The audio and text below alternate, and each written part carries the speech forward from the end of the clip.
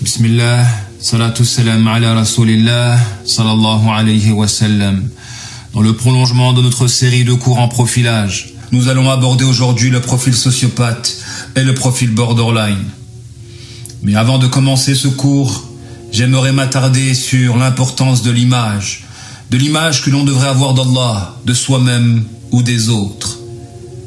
Effectivement, avant de s'être rebellé, de s'être enflé d'orgueil, Iblis a cultivé une très belle image de lui-même, si bien que c'était la cause essentielle et première de sa perdition. Car effectivement, il peut avoir un décalage entre l'image que l'on se fait de soi et la réalité. Et quand le décalage est trop grand, Allah subhanahu wa ta'ala peut nous éprouver d'une épreuve qui va faire triompher la réalité sur l'image que l'on se faisait de soi. Et quand on n'accepte pas cette réalité, en raison de la belle image que l'on se fait de soi, eh bien ce décalage entre la belle image que l'on a de soi et la réalité de notre profil peut nous faire mal et souffrir. Et cette souffrance, Iblis ne l'a pas acceptée. Il n'a pas accepté de souffrir, étant donné qu'à travers son épreuve, un décalage s'est opéré entre la réalité de qui il était vraiment et l'image qu'il se faisait de lui-même. Consécutivement, il s'est enflé d'orgueil, n'a pas accepté la vérité, en osant argumenter devant Allah Ta'ala, la vérité par excellence. Ainsi, il y a deux types d'attitudes face à l'épreuve, quand cette dernière génère de la souffrance.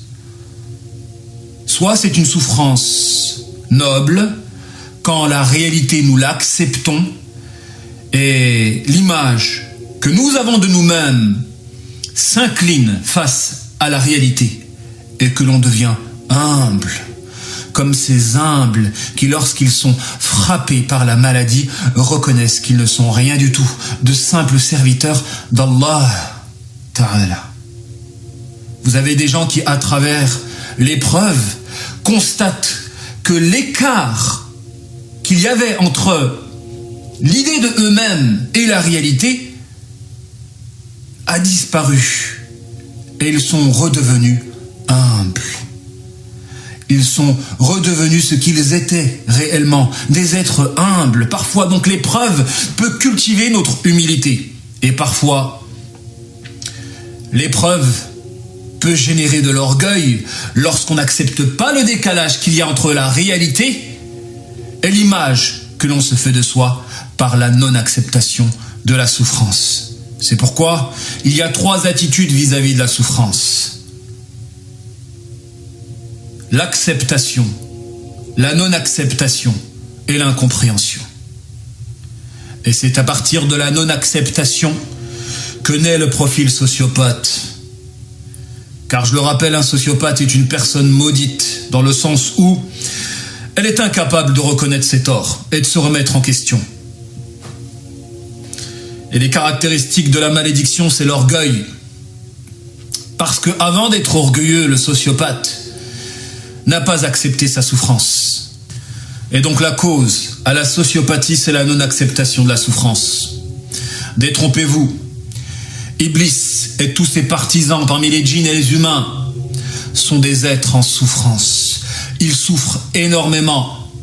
Mais au lieu de faire de la souffrance une force qui les pousse vers le meilleur de eux-mêmes, ils ont fait de la souffrance une force qui les pousse vers le pire de eux-mêmes. Et dans ce sens, le sociopathe est un individu rebelle qui, par la belle image de lui-même, a cultivé une mauvaise image d'Allah. Et très souvent, les sociopathes, on les reconnaît au fait que lorsqu'ils sont éprouvés, souffrent, n'acceptant pas leur souffrance, se mettent en colère contre leur Seigneur. Et dès qu'on se met en colère contre Allah, on est frappé immédiatement par une malédiction qui se traduit par la présence d'un démon qui va nous proposer un pacte. Et très souvent, les gens qui se sont mis en colère contre Allah ou contre le destin sont des personnes qui sont capables de faire du mauvais œil, car ils n'acceptent pas que d'autres personnes peuvent être heureux au détriment de eux-mêmes, dans le sens où ils ont une vision égocentrique du monde. Et tout est relatif à leur état d'âme, si bien qu'ils se refusent à voir d'autres personnes dans la joie alors que eux souffrent. Et dans ce sens, ils vont être de véritables corrupteurs de l'humanité puisqu'ils vont travailler à répandre la souffrance sur la surface de la terre. Le profil sociopathe est le profil de base de tous les profils négatifs, comme le pervers narcissique qui utilise sa souffrance pour manipuler, comme l'érotomane ou le psychopathe. Ainsi, on reconnaît le profil sociopathe à 3 attitudes quand vous le contrariez, à l'endroit de la conception qu'il a de l'ordre. 1. Soit il rentre en conflit quand vous lui tenez tête, soit il vous efface quand vous ne lui tenez pas tête, ou soit il intériorise une négativité quand il se refuse d'être mauvais extérieurement en vous envoyant un flux négatif consécutif du mépris qu'il aura à votre égard, un mépris non avoué. Et consécutivement, une mauvaise image de vous. Tout est une question d'image. Quand on a une mauvaise image d'Allah Ta'ala, en n'acceptant pas son épreuve, en le rendant responsable de notre propre souffrance, automatiquement, une malédiction nous frappe. Et cette dernière sera le trouble de la sociopathie. Ainsi, le sociopathe est un profil ténébreux, à la base de tous les profils négatifs. Mais on peut être sociopathe par procuration. Et ce, quand on a une belle image d'un sociopathe. Là encore, quand l'image n'est pas en phase avec la réalité, on peut absorber la négativité d'un bourreau. C'est souvent le cas à l'endroit d'une relation avec un pervers narcissique. Quand vous avez une belle image d'un pervers narcissique par le voilement de la face, eh bien le virus de la perversité narcissique va vous pénétrer. Il en va de même du trouble de la sociopathie. Quand l'enfant a une belle image de son parent sociopathe, alors il va devenir un sociopathe par procuration. D'où l'importance d'avoir une image en phase avec la réalité, car tout décalage à l'endroit de l'image peut permettre à la toxicité de se déplacer. Wallahi, énormément de personnes négligent ce principe fondamental, à travers lequel beaucoup de toxicités se sont répandues dans des familles pour détruire des innocents. Car il suffit que des parents côtoient, fréquentent des sociopathes, des sorciers, des pervers narcissiques, avec une belle image de ces gens-là, pour que le virus de la sociopathie, de la perversité narcissique pénètre les enfants par la voie du parent qui n'a pas été scrupuleux à l'endroit du principe de l'alliance et du désaveu. Il existe une autre voie à travers laquelle on peut devenir sociopathe, à savoir les voies de l'injustice qui ne se rachètent pas et qui impliquent par conséquent une malédiction. Car lorsque l'on commet des injustices, on peut se libérer de la malédiction qui en découle quand on se rachète de cette dernière. Et à l'endroit de l'injustice vis-à-vis d'un enfant, quand ce dernier se construit au moment de son enfance, si on le traumatise par des actes qu'il n'oubliera jamais et qui vont participer de sa souffrance, une souffrance qui l'accompagnera durant toute sa vie, alors tant que l'enfant ne pardonne pas, le sociopathe ne pourra pas guérir de sa sociopathie et s'engouffrera dans un orgueil qui l'empêchera de reconnaître ses torts. Et c'est pourquoi le sociopathe ne peut guérir qu'à la condition qu'il reconnaît ses torts. Et quand son aveuglement est la conséquence d'une malédiction qui a fait suite à une injustice à l'endroit d'un enfant, alors Allah Ta'ala ne pourra le libérer qu'à la condition que l'enfant ose pardonner à son bourreau et que son bourreau demande des excuses. car il est inutile de pardonner à une personne qui se refuse à reconnaître sa part de responsabilité dans un drame. La différence qu'il y a entre le profil sociopathe et le profil borderline, c'est que le profil borderline, lui, est une personne qui peut se remettre en question et qui peut accepter de vivre avec une personne en se soumettant à un ordre extérieur. Car le sociopathe, lui, ne peut pas accepter un ordre extérieur à lui-même. Le borderline, si. Malgré que le point commun qu'il y a entre le borderline et le sociopathe, c'est qu'ils ont une souffrance non évacuée de manière saine. Le sociopathe, quant à lui, aspire, pour se sentir bien, à faire souffrir d'autres personnes. D'où la sociopathie de ces gens qui détruisent jusqu'à devenir des psychopathes. Et vous avez le borderline qui stocke de la souffrance en lui, car ne l'ayant pas évacuée d'une manière saine, malheureusement, cette dernière risque de se traduire par des réactions disproportionnées au moment de la colère. Et c'est ainsi que l'on reconnaît le borderline lorsqu'il est blessé dans son amour propre, donc à l'endroit de l'émotionnel. Il peut absorber le qarin de sa victime, le provoquer jusqu'à le faire descendre dans la négativité au niveau du profil. Ainsi, la dangerosité du profil borderline, c'est qu'il peut vous faire descendre dans votre profil en vous poussant à faire ressortir le mauvais de vous-même, moyennant la provocation et l'action de toucher là où ça fait mal. Effectivement, le borderline a la capacité d'absorber votre qarin, si bien qu'il saura là où frapper pour développer votre colère. Et dans la colère, vous allez réabsorber votre propre qarin pour devenir la version négative de vous-même. Et combien de gens se sont fait avoir en devenant mauvais d'une négativité de forme qui n'est pas en phase avec le profil de fond. Combien se sont fait avoir par des profils borderline jusqu'à devenir mauvais et croire en réalité qu'ils étaient mauvais alors que cette négativité était la conséquence d'une relation toxique avec un profil borderline qui a la capacité de faire ressortir le mauvais de vous-même. Je le répète, on a tous une personnalité de fond et une personnalité de forme. Parfois, Allah Ta'ala, à travers des épreuves, fait en sorte que la réalité soit mise à nu, de telle sorte que soit par humilité on se plie à cette réalité, soit par orgueil on n'accepte pas cette réalité et à travers notre souffrance on va se rebeller contre Allah, ce qui fut le cas de Iblis.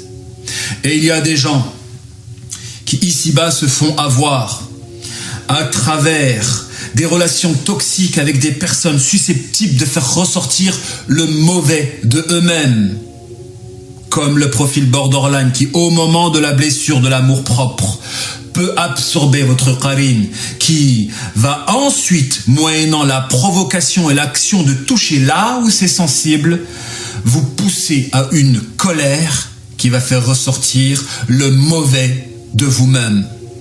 Et le challenge de l'existence, c'est justement de travailler à faire sortir le meilleur de soi et à entretenir cette positivité.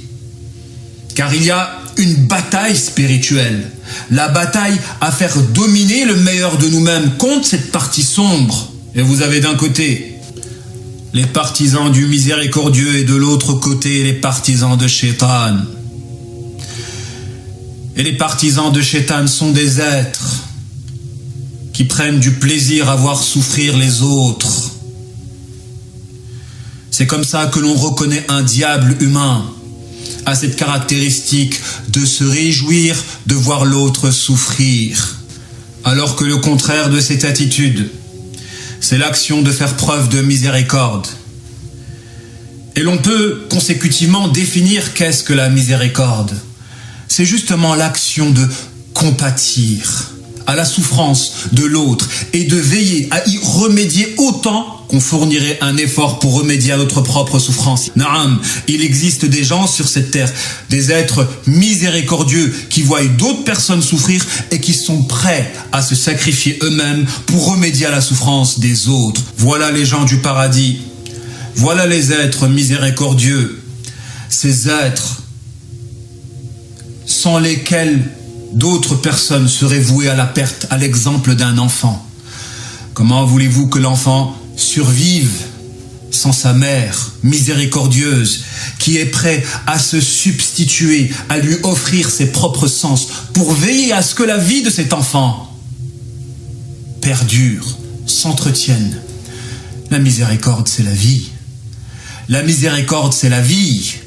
Tandis que tout ce qui est associé au diable, c'est la mort. Et à fréquenter des sorciers, des psychopathes, des pervers narcissiques, soit vous perdez la tête et vous sombrez dans la folie, soit vous vous écartez de la voie droite en plongeant dans la perversion, ou soit c'est la maladie et la mort qui vous frappera. C'est comme ça que l'on reconnaît des êtres démoniaques, des êtres maudits, condamnés par Allah subhanahu wa ta'ala.